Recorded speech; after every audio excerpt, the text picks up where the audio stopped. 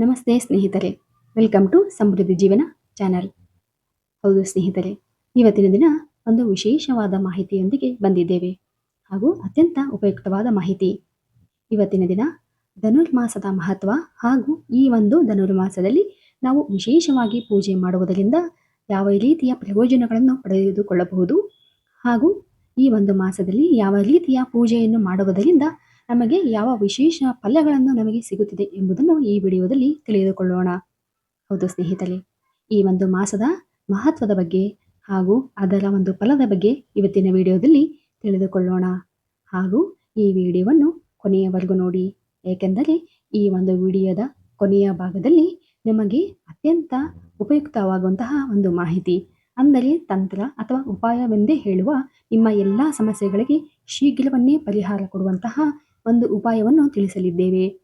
ಹಾಗೂ ಧನುರ್ಮಾಸವು ಮಾಸಗಳಲ್ಲಿ ಅತ್ಯಂತ ವಿಶೇಷವಾದುದು ಹಾಗೂ ಮಂಗಳಕರವಾದ ಒಂದು ಮಾಸ ಎಂದೇ ಕೂಡ ಹೇಳಲಾಗ್ತದೆ. ಹೌದು ಸ್ನೇಹಿತರೆ, ಈ ಒಂದು ಮಾಸವನ್ನು ಅತ್ಯಂತ ಶ್ರದ್ಧಾ ಭಕ್ತಿಗಳಿಂದ ನಾವು ಆ ದೇವರನ್ನು ಈ ಒಂದು ಮಾಸದಲ್ಲಿ ಪೂಜೆ ಮಾಡುತ್ತೇವೆ.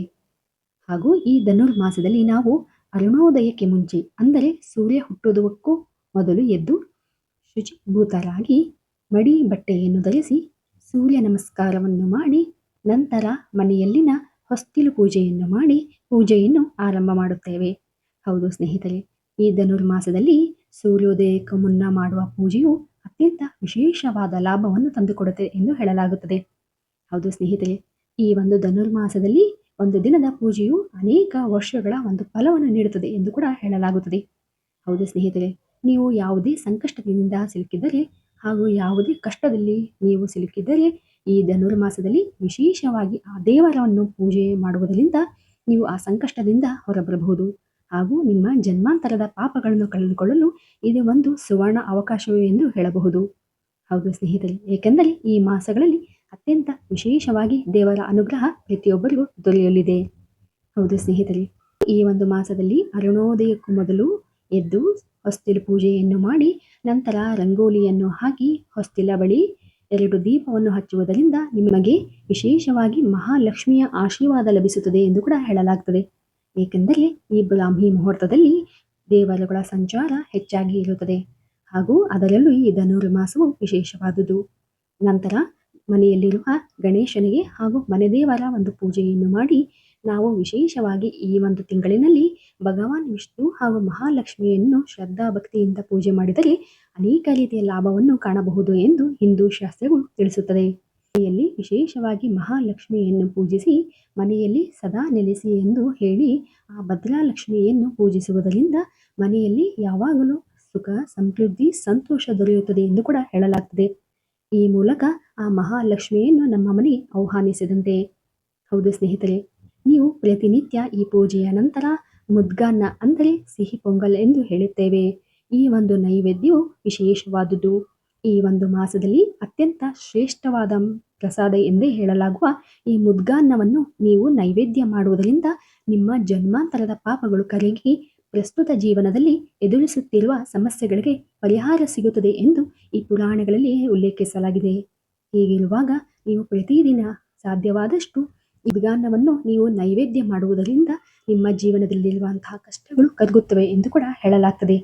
ಹೌದು ಸ್ನೇಹಿತರೆ, ಹಾಗೂ ಈ ಒಂದು ಧನುರ್ಮಾಸದಲ್ಲಿ ಪೂರ್ತಿಯಾಗಿ ನೀವು ಈ ಒಂದು ಅಶ್ವತ್ಥ ಮರ, ಅಂದರೆ ಅರಳಿ ಮರದ ಪೂಜೆಯನ್ನು, ಅಂದರೆ ನಿಮ್ಮ ಇಚ್ಛೆಗೆ ಅನುಗುಣವಾಗಿ, ಅಂದರೆ ಸಾಧ್ಯವಾದ ದಿನ 9, 12, 16 ಅಥವಾ 21 ದಿನಗಳ ಕಾಲ ನಿಮ್ಮ ಇಚ್ಛೆಗೆ ಅನುಗುಣವಾಗಿ ಸಂಕಲ್ಪ ಮಾಡಿ ಪ್ರತಿದಿನ ಅಶ್ವತ್ಥ ಮರದ ಪೂಜೆಯನ್ನು ಮಾಡುವುದರಿಂದ ಹಾಗೂ ಅದರಲ್ಲಿರುವ ನಾಗರಕಲ್ಲನ್ನು ಪೂಜಿಸಿದರೆ ನಿಮ್ಮ ಜಾತಕದಲ್ಲಿನ ದೋಷ ಹಾಗೂ ಶನಿ ದೋಷದಿಂದ ನಿವಾರಣೆಯಾಗುತ್ತದೆ ಹಾಗೂ ಯಾವುದೇ ರೀತಿಯ ಸಂತಾನ ದೋಷವಿದ್ದರೆ ಹಾಗೂ ಶೀಘ್ರ ವಿವಾಹದ ಫಲ ದೊರೆಯುತ್ತದೆ ಎಂದು ಕೂಡ ಹೇಳಲಾಗ್ತದೆ. ಹೌದು, ಈ ಮಾಸಗಳಲ್ಲಿ ವಿಶೇಷವಾಗಿ ಧನುರ್ಮಾಸದಲ್ಲಿ ತ್ರಿಮೂರ್ತಿಗಳಾದ ಬ್ರಹ್ಮ, ವಿಷ್ಣು, ಮಹೇಶ್ವರರು ಈ ಒಂದು ಅರಳಿ ಮರದಲ್ಲಿ ನೆಲೆಸಿರುತ್ತಾರೆ ಎಂದು ಕೂಡ ಹೇಳಲಾಗ್ತದೆ. ಹಾಗೂ ಈ ಒಂದು ಮಾಸದಲ್ಲಿ ಆ ದೇವರುಗಳು ವಿಶೇಷವಾಗಿ ಅನುಗ್ರಹವನ್ನು ನೀಡುವುದರಿಂದ ಯಾವ ವ್ಯಕ್ತಿ ಶ್ರದ್ಧಾ ಭಕ್ತಿಯಿಂದ ಪೂಜೆ ಮಾಡುತ್ತಾನೋ ಆತನ ಬಯಕೆ ಶೀಘ್ರವಾಗಿ ಈಡೇರುತ್ತೆ ಎಂದು ಕೂಡ ಹೇಳಲಾಗ್ತದೆ. ಹಾಗಾಗಿ ಸ್ನೇಹಿತರೆ, ಈ ಒಂದು ಧನುರ್ಮಾಸದಲ್ಲಿ ಮಾಡುವಂತಹ ಪೂಜೆಯು, ಅದರಲ್ಲೂ ಸೂರ್ಯೋದಯಕ್ಕೂ ಮುನ್ನ ಮಾಡುವ ಪೂಜೆಯು ವಿಶೇಷವಾದ ಒಂದು ಫಲವನ್ನು ನೀಡುವುದರ ಜೊತೆಗೆ ಆ ದೇವರ ಮಹಾಲಕ್ಷ್ಮಿಯ ಕೃಪಾ ಕಟಾಕ್ಷವು ಸಿಗುತ್ತದೆ ಎಂದು ಕೂಡ ಹೇಳಲಾಗ್ತದೆ. ಹೌದು ಸ್ನೇಹಿತರೆ, ಹಾಗೂ ನಿಮ್ಮ ಬಯಕೆಗಳು ಯಾವುದೇ ಇರಲಿ, ನಿಮ್ಮ ಈಡೇರಿಕೆಗಳು ಯಾವುದೇ ಇರಲಿ, ಹಾಗೂ ನಿಮ್ಮ ಇಚ್ಛೆ ಯಾವುದೇ ಇರಲಿ, ಈ ಒಂದು ಮಾಸದಲ್ಲಿ ಈಡೇರಬೇಕು ಎಂದರೆ ಶ್ರದ್ಧಾ ಭಕ್ತಿಯಿಂದ ಯಾವುದೇ ವ್ರತಗಳನ್ನು ಆರಂಭಿಸಿದರೆ, ಪೂಜಿಸಿದರೆ ಅದು ಒಂದು ಉತ್ತಮವಾದ ಫಲವನ್ನು ಖಂಡಿತ ದೊರೆಯುತ್ತದೆ ಎಂದು ಕೂಡ ಹೇಳಲಾಗ್ತದೆ.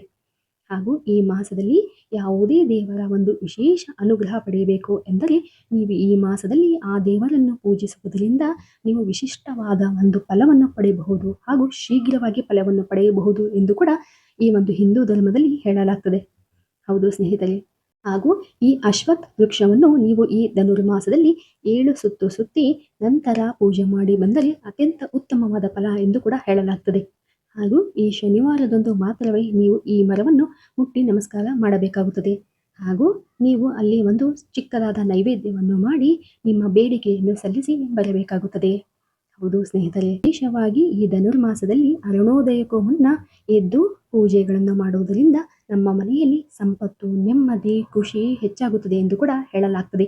ಹಾಗೂ ಭಗವಾನ್ ವಿಷ್ಣುವಿನ ಒಂದು ಹೆಚ್ಚಿನ ಅನುಗ್ರಹವನ್ನು ನಮ್ಮ ಮೇಲೆ ಹರಿಯುತ್ತದೆ. ಹೌದು ಸ್ನೇಹಿತರೆ, ಹಾಗೂ ನೀವು ಪೂಜೆ ಮಾಡುವಾಗ ಅಂದರೆ ಅಶ್ವತ್ಥ ಮರದ ಬಳಿ ನೀವು ಪೂಜೆಯನ್ನು ಸಲ್ಲಿಸಿದ ನಂತರ ಅಲ್ಲಿರುವ ಇರುವೆಗಳಿಗೆ ಸ್ವಲ್ಪ ಸಕ್ಕರೆಯನ್ನು ಹಾಕಿ ನಿಮ್ಮ ಕೋರಿಕೆಯನ್ನು ಹೇಳಿ ಬಂದರೆ ಆದಷ್ಟು ಬೇಗ ನಿಮ್ಮ ಕೋರಿಕೆಗಳು ಈಡೇರುತ್ತದೆ ಎಂದು ಕೂಡ ಹೇಳಲಾಗ್ತದೆ. ಹೌದು ಸ್ನೇಹಿತರೆ, ನಿಮ್ಮ ಮನೆಯಲ್ಲಿ ಯಾವುದೇ ಸಮಸ್ಯೆ ಇರಲಿ, ಅಂದರೆ ವಿವಾಹ, ಸಂತಾನ ಹಾಗೂ ಅಥವಾ ಹಣಕಾಸಿನ ಆರ್ಥಿಕ ಸಮಸ್ಯೆ ಹೆಚ್ಚಾಗಿದ್ದರೆ ನೀವು ಈ ಒಂದು ಪರಿಹಾರವನ್ನು ಅಂದರೆ ಕೆಲವೊಂದು ದಾನವನ್ನು, ಅದರಲ್ಲೂ ಹೆಸರುಬೇಳೆ ಮತ್ತು ಅಕ್ಕಿಯನ್ನು ಸಮ ಪ್ರಮಾಣದಲ್ಲಿ ಇಟ್ಟುಕೊಂಡು ಅದರ ಜೊತೆ ಫಲ ತಾಂಬೂಲ ಸಮೇತರಾಗಿ ಬ್ರಾಹ್ಮಣರಿಗೆ ದಾನ ನೀಡುವುದರಿಂದ ಹೆಚ್ಚಿನವಾದ ಒಂದು ಫಲವನ್ನು ನೀವು ಅನುಭವಿಸಬಹುದು ಹಾಗೂ ಹೆಚ್ಚಿನ ಒಂದು ಪುಣ್ಯ ಲಭಿಸುತ್ತದೆ ಎಂದು ಕೂಡ ಹೇಳಲಾಗ್ತದೆ. ಹಾಗೂ ನಿಮ್ಮ ಸಮಸ್ಯೆಗಳಿಗೆ ಶೀಘ್ರವಾಗಿ ಪರಿಹಾರ ದೊರೆಯುತ್ತದೆ ಎಂದು ಕೂಡ ಹೇಳಲಾಗ್ತದೆ. ಹಾಗೂ ಸ್ನೇಹಿತರೆ, ಈ ಒಂದು ವಿಡಿಯೋದ ಆರಂಭದಲ್ಲೇ ಹೇಳಿದ್ದೇನೆ, ನಿಮಗೆ ಒಂದು ಉತ್ತಮವಾದ ಮಾಹಿತಿಯನ್ನು ಈ ಒಂದು ವಿಡಿಯೋದ ಕೊನೆಯಲ್ಲಿ ಹೇಳುತ್ತೇನೆ ಎಂದು. ಅದೇನೆಂದರೆ, ನೀವು ಯಾವುದೇ ಒಂದು ಸಮಸ್ಯೆಯಿಂದ ಬಳಲುತ್ತಿದ್ದರೆ ಆ ಸಮಸ್ಯೆಯಿಂದ ಹೊರಬರಬೇಕು, ಅದರಲ್ಲೂ ಆರ್ಥಿಕ ಸಮಸ್ಯೆ ಹೆಚ್ಚಾಗಿ ನಿಮ್ಮನ್ನಲ್ಲೂ ಕಾಡುತ್ತಾ ಇದ್ದರೆ ನೀವು ಈ ಒಂದು ಧನುರ್ಮಾಸದಲ್ಲಿ ಈ ಒಂದು ಚಿಕ್ಕ ಉಪಾಯವನ್ನು ಮಾಡಬಹುದು. ಅದೇನು ಅಂದರೆ, ಪ್ರತಿ ಶುಕ್ರವಾರ ಈ ಧನುರ್ಮಾಸವು ವಿಶೇಷವಾಗಿ ಮಹಾಲಕ್ಷ್ಮಿಗೆ ಸೀಮಿತವಾಗಿರುತ್ತದೆ. ಈ ದಿನ ನೀವು ಅರುಣೋದಯಕ್ಕೆ ಮುನ್ನ ಎದ್ದು ಪ್ರತಿ ಶುಕ್ರವಾರ ಅಂದರೆ ಧನುರ್ಮಾಸಗಳಲ್ಲಿ ಅತ್ಯಂತ ಶುಚಿಭೂತರಾಗಿ ಸ್ನಾನ ಮಾಡುವಾಗ ಅದಕ್ಕೆ ಸ್ವಲ್ಪ ಜೇನುತುಪ್ಪವನ್ನು ಬೆರೆಸಿ ಸ್ನಾನ ಮಾಡಿ ನಂತರ ವಿಶೇಷವಾಗಿ ಮಹಾಲಕ್ಷ್ಮಿಗೆ ಪೂಜೆಯನ್ನು ಮಾಡಿ ನಿಮ್ಮ ಒಂದು ಸಮಸ್ಯೆ ಅಂದರೆ ಸಾಲದಿಂದ ಹಾಗೂ ಆರ್ಥಿಕ ಸಂಕಷ್ಟದಿಂದ ನಮ್ಮನ್ನು ಪಾರು ಮಾಡಮ್ಮ ಎಂದು ಕೇಳಿಕೊಳ್ಳಬೇಕು. ಇದರಿಂದ ನಿಮಗೆ ಆಶ್ಚರ್ಯಕರವಾದ ರೀತಿಯಲ್ಲಿ ಬದಲಾವಣೆಗಳನ್ನು ಕಾಣುತ್ತೀರಿ. ಈ ಮಾಸವು ಅತ್ಯಂತ ವಿಶೇಷವಾದುದು. ಈ ಮಾಸದಲ್ಲಿ ದೇವರ ಅನುಗ್ರಹ ಹೆಚ್ಚಾಗಿ ಇರುತ್ತದೆ. ಹೌದು ಸ್ನೇಹಿತರೆ, ಹಾಗೂ ಕೊನೆಯಲ್ಲಿ ಒಂದು ಅಂಶ ಹೇಳಬೇಕೆಂದರೆ, ಸ್ನೇಹಿತರೆ, ನೀವು ಏನೇ ಮಾಡಿದರೂ ಮಾಡಬೇಕು ಅನ್ನೋ ಒಂದು ಕಾರಣಕ್ಕೆ ಮಾಡಬೇಡಿ. ಎಷ್ಟೇ ಪೂಜೆ ಮಾಡಿದರೂ ಅದು ಫಲ ಕೊಡುವುದಿಲ್ಲ. ಹಾಗೂ ನಾವು ಯಾವುದೇ ಪೂಜೆ ಮಾಡುವಾಗ ಆ ದೇವರು ನಮ್ಮನ್ನು ನೋಡುತ್ತಿದ್ದಾನೆ ಎಂಬ ಭಾವನೆಯಿಂದ ಪೂಜೆ ಮಾಡಬೇಕು ಅಷ್ಟೇ ಎಂದು ಮಾಡಿಕೊಂಡರೆ ಯಾವುದಕ್ಕೂ ಕೂಡ ಸಮಾಧಾನ, ನೆಮ್ಮದಿ ಸಿಗುವುದಿಲ್ಲ.